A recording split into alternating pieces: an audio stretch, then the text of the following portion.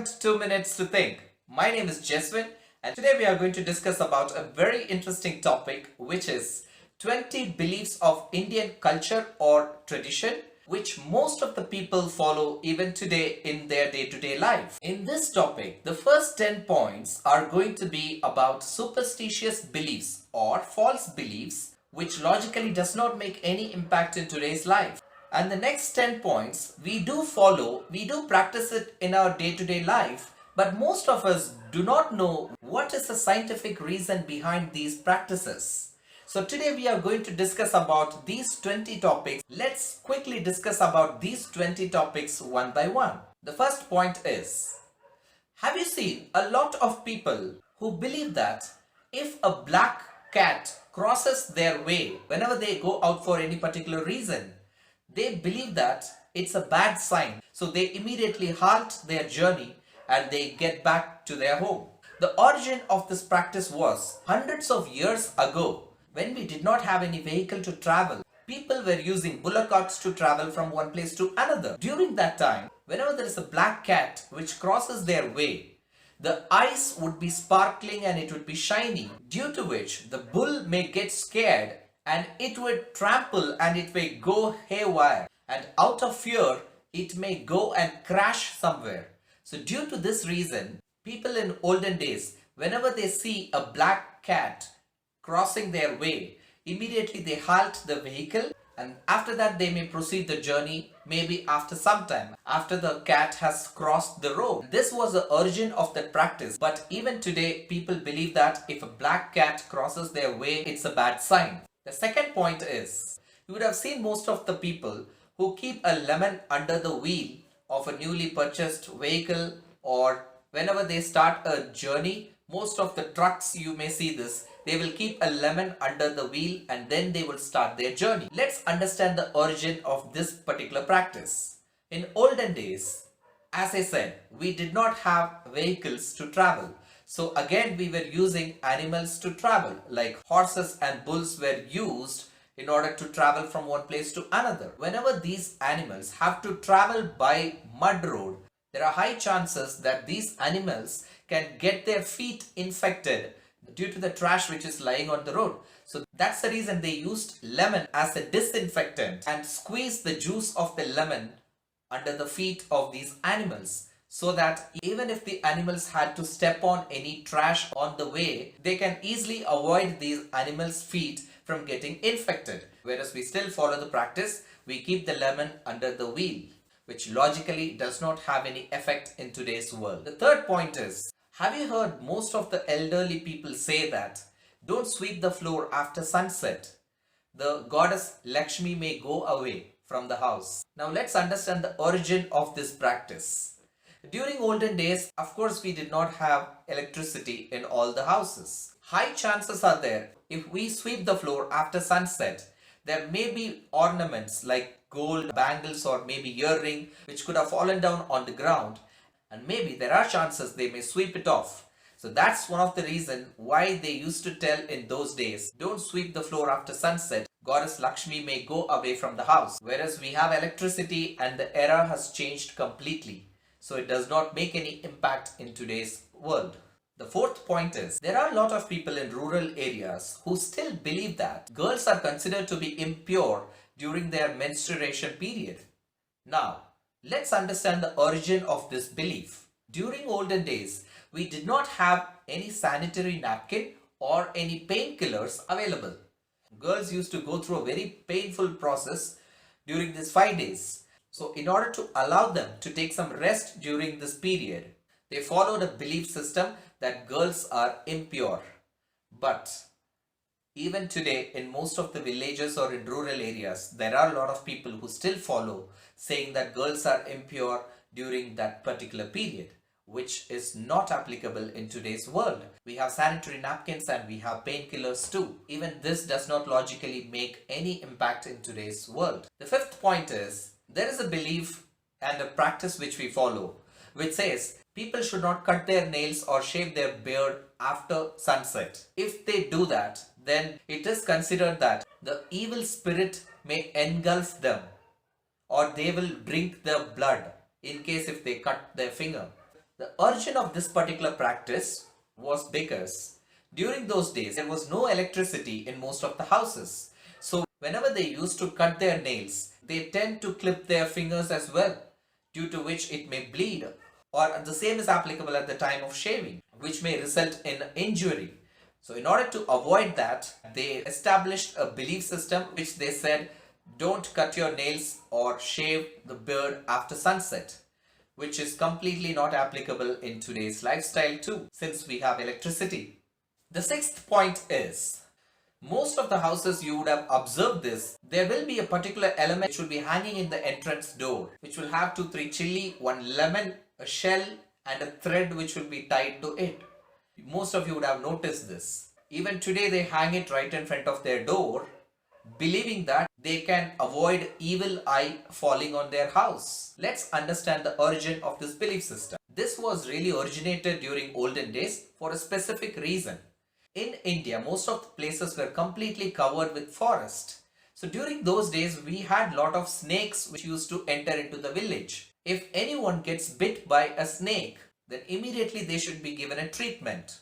So in order to give the treatment, they use this bunch of things as medicine. First, they used to tie that particular region with the thread, and then they ask the person to bite the chili. If that person can feel the spiciness of the chili, that means the poison has still not yet affected that person. And if that person cannot sense that spiciness, that clearly says poison has already affected that person's body. And then they use the piece of shell to cut through that region where the snake has bitten. They use lemon as a disinfectant about that injury, because lemon consists of citric acid, which is highly antibacterial and disinfectant. So this was considered to be a medical kit. Even today in most of the houses you can see this bunch of element hanging in the entrance of their house.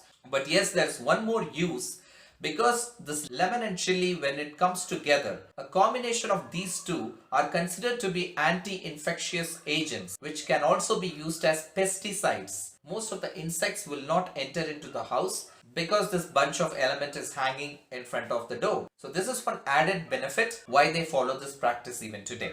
The seventh point is a very interesting point. You would have heard most of the parents telling their children, have carrots, it's very good for your eyesight. The origin of this practice started during the World War II scenario. During Second World War, the soldiers were really finding it difficult when the battle was continued after sunset, because they were not able to see each other and they did not have any facility to see through the darkness. So Germans invented a particular device which was considered to be night vision goggles. Using these goggles, they were able to see their enemy troops and easily attack them.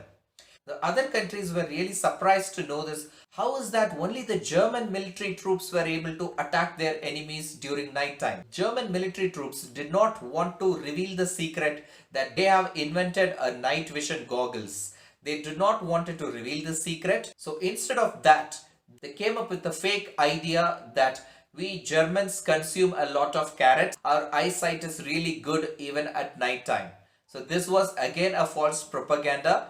Again, a marketing strategy which was created during the Second World War time, which is still continued to be believed even today. The eighth point which I'm going to tell would be quite surprising, and most of the parents would contradict to this fact, because it's very commonly followed by children. Most of the parents tell their children not to go near the TV screen because their eyes may get affected or they could go blind, and they scare their children. Now the reality behind this is, if a person goes near the television screen, their eyes would not get affected or they would not go blind.